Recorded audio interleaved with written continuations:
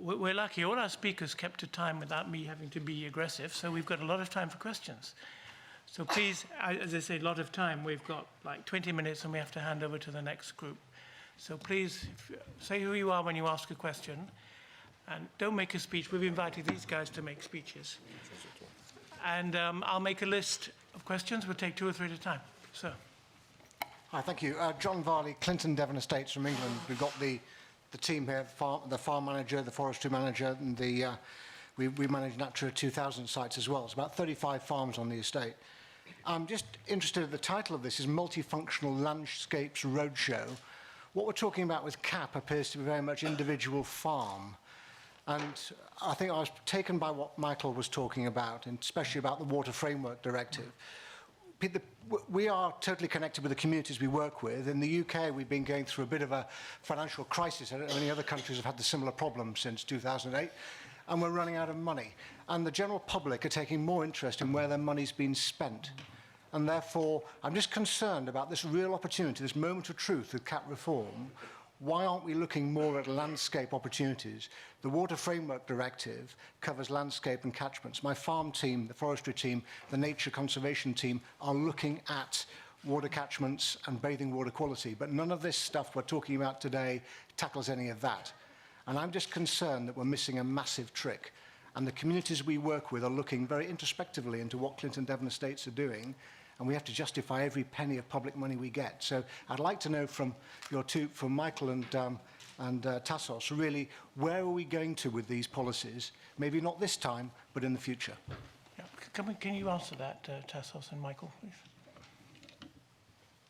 It's about the Commission's, what your orientation. Well, if it's about the Commission, yeah, the first thing it gives me also the opportunity very briefly to respond or comment on something that Alan said, and that we should not leave it with a confusion. I don't think he probably didn't mean it to confuse. There is no agri position in CAP reform.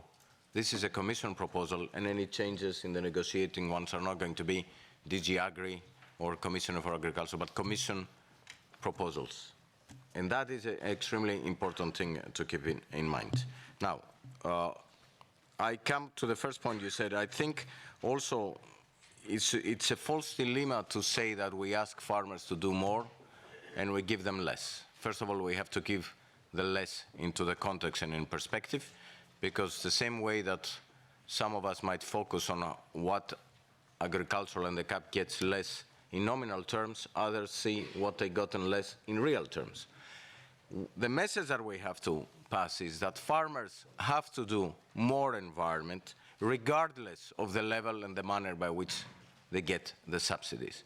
And if we keep showing this graph, and if we keep showing the level of increase in prices, it's because we're living in a situation where there is a real conflict, if you want, between the short-term economic interest of the farmer, which is to cut costs, economic costs, at any cost for the environment, and the long-term interest is to put these things together.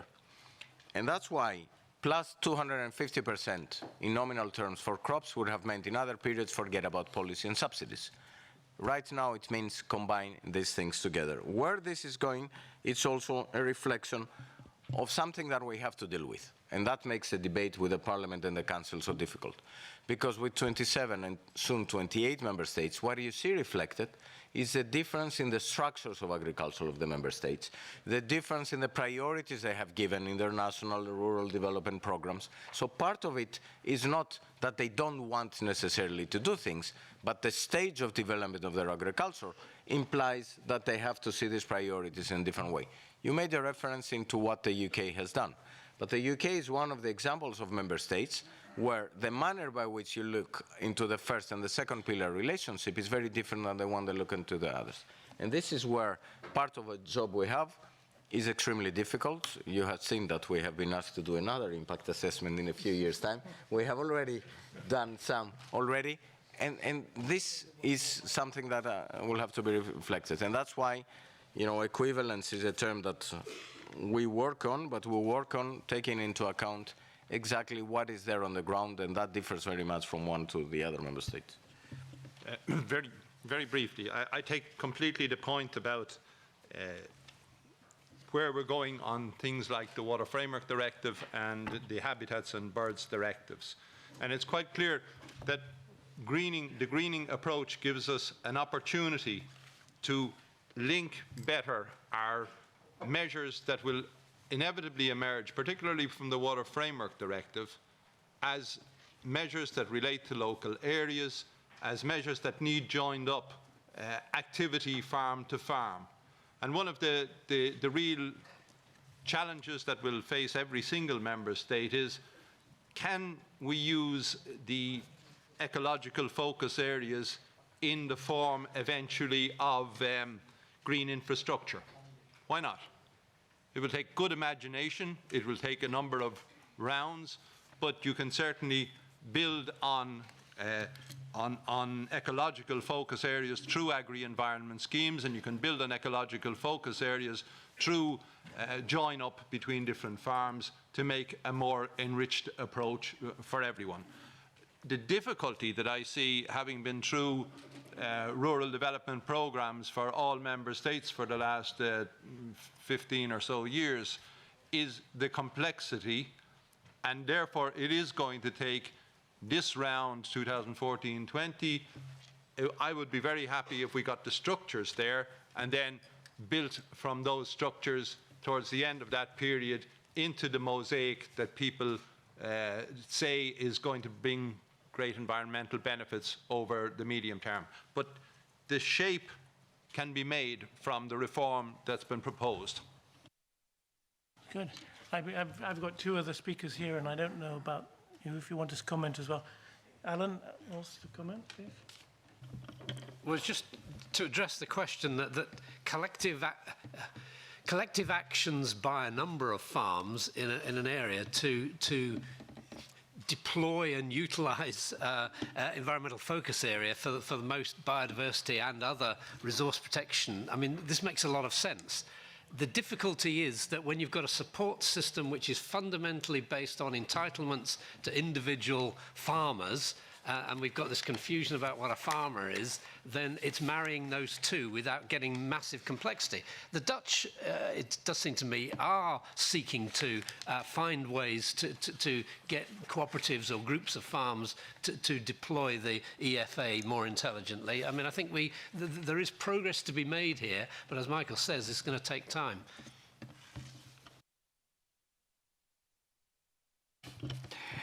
I would like to refer to the question of Mr. Buckwell concerning the double funding.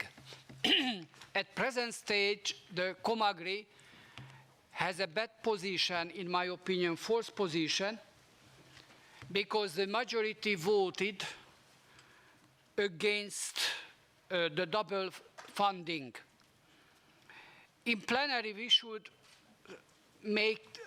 try to correct the present situation, because we mustn't pay we must avoid the double funding, the double paying. It means the agro-environmental measures in the second pillar must go beyond the greening. Unfortunately, the majority, not important the political affiliation, because the dividing lines are very, very even inside the political groups. The majority voted against to go beyond the greening, but it's not logical.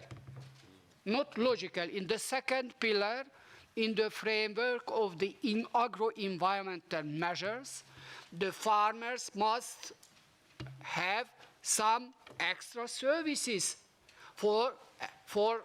must produce more public goods for receiving monies, funds from the second pillar. We should fight for avoiding this double funding. Yeah, I mean, we have experience that linking up in the landscape all the different field margins can have really a great exponential effect. And again, I mean, the example of South Limburg, and by the way, this was financed by the local municipalities. So, I mean, are the citizens paying for the local farmers to create these margins? you can see that there is a clear corridor in all the landscape that is putting together not just the ecological infrastructures created by the farmers, but the local forests, the local water bodies, all linked up together so that really the fauna can go from one side to the other of the region easily. And this is creating really that exponential increase that a single farmer cannot get on his own farm. And this must be clear. And a very similar discussion is valid for the water basins. I mean, to consider the on-farm water management, it's important, but without reflecting on the waterscape, it's impossible to really take proper decisions and to really have good results. Can I ask Tassos, there's nothing to stop linking up all the ecological focus areas, is there? We have actually been working and seeing that as many of the other things, what we need to see is that when we write the legislation, it's done in a manner that is manageable. It's one that at the end of the day, you will end up being able to control what is happening. This is the concerns that we have, but it's not one of the issues that is, is thrown away. It's being discussed very seriously. More who would like to ask a question? The other guys are going to have 10 minutes more on their session. If you know. Please. I'm Paul Sinning from the Netherlands. Since Alan Buckwell mentioned us, I'd like to state that we have 4 pilots going on right now, in which we combine measures which are taken for biodiversity, and that is going quite well. A group of farmers themselves, we call them cooperatives, but you can give them any name. They see for themselves how can you tie all the measures you need to do together, and they are looking for biodiversity goals right now, for landscape goals mainly, but also water goals and soil matters. They bring it in, and you see that once they are together, they are expanding the things you like to do, and it's still looking to find your way to just tie farmers together, but also having them to do bird life with bird life and those what do you call them? Those NGOs. Companies, or it's not a company. I was NGOs. Thank you. Tie them together, but they start working together more often, and well, it's quite I think it shows more success all the time. So maybe you can also look at the 4 pilots we've got in the Netherlands, mainly on the rural development program. Thank you. Thank you very much. Any more questions, please? Hello, Lawrence von Schindling from Germany. I wanted to come back to the question Alan Buckwell raised about sort of the renationalization of environmental policies. In every European countries, we have different environmental problems, and there are areas where the problems are higher. And if I think of Germany, then I think of the northwestern parts where we have sort of a concentration of and specialization in piggery and in poultry industry. And they cause a lot of problems in which, especially with the slurry and stuff, which they want to get rid of. And surely that would be a good point to concentrate to get money in these areas so that the slurry can be dried and could be brought to transported easily to other areas where in arable farms they could be used, this organic sort of slurry. So I wonder, does the European policy comes to an end now when we try to find a simple environmental solution of just these 3 points which were mentioned here, which were, I think, soil erosion, emissions and diversity? Shouldn't we go deeper into the countries, and shouldn't each country do its own policy? Yeah, I think Tassos, this is well, and Michael, this is one for you, because you said investment in innovation is a key part of finding the new farming practices to be more green. So how does this work? The EIP, for example, I mean, would you pay for something about investigating new techniques for slurry management or even investment grants for doing this or not? The question was broader than that. That's Yes, just my add-on. first of all, there is this is why we have a rural development policy that allows, with co-funding by member states and the union, and that's why it's not that popular anymore, because the national budgets are all under stress, to be able to actually target the national or the regional type of problems in a way that it's done much, much better than when you can do it from Brussels. And this is why we also have a common strategic framework now that brings together all the community funds to be able to identify priorities with more tests in the coherence of these policies. In rural development, we also have not only ex-post evaluations, as we had in the first pillar, but ex-ante and ex-post evaluations. And part of this evaluation is to be able to identify what type of shifts and changes you need to do in the policies. Now, whether such measures will be financed, because they can be financed, will depend on the programs that the member states are going to develop and on the manner by which both us and my friend on the left, on the right, as you see him, are going to look at that and focus on their eligibility. But theoretically, this is something that is possible. Yeah.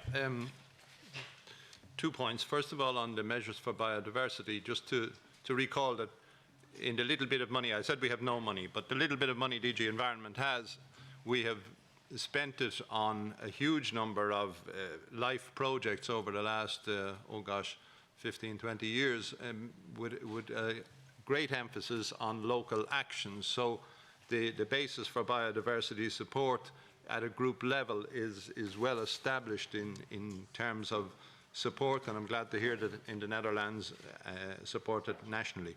When I hear the word slurry and manure, my ears kind of prick up, because I'm inclined to remember one thing, and that is, and I'll take Germany as an example because it's fun. The polluter pays principle still applies. We've always been very dubious about supporting farmers to move manure from one area to another. Why? Well, we don't have a lot of money, and I'll go back all the way to 1972-73, when in my own country, and I was working for the Irish Ministry of Agriculture at the time, we had a scheme to move slurry from one area to another. Actually, from one area supporting one football team to another area supporting a different football team, which was not insignificant, I can tell you. But the Commission, in its wisdom, and I wasn't working for the Commission at the time, the Commission, in its wisdom, said that they weren't very interested in either football team. But why should public funds be used to transport problems out of an area? That was the business of those who were involved in the production of pigs at the time. It's still the business of those who are in the business of pig production, in my view. We have legislation, and in Germany on the nitrates directive in particular at the moment, we're facing very big problems, and we're facing them because the legislation is not as rigorously implemented as it needs to be in order to get to the levels whereby we would have a good level of balance that would allow us to make real progress in water. But we're not against the development of activities that go beyond the respect for legislation, far from it. And we've seen, we have, for instance, 8,000 actually, 7,500, 8,000 biogas plants in Germany supported by state aids, I rather suspect. And we have them in other places as well. But pay attention to the polluter pays principle, because if you take a lot of money out of a very limited rural development budget and you put it into this, your ideas in terms of grass margins and green margins will have been swallowed up by innovation to implement the polluter pays principle when we're dealing with end-of-pipe solutions rather than solving problems at the start. Yeah, we're coming to the end of our session, so unless there's a really urgent question, I think we should wrap up this meeting. No urgent questions? That's good. Well, I want to thank very warmly the speakers for this session. You know, multifunctionality's always been one of the main characteristics of the European model of agriculture. And the policy framework, especially since the reform of 2003 under Franz Fischler, has pushed how do I say, in a policy sense, strengthened this European model based on multifunctionality.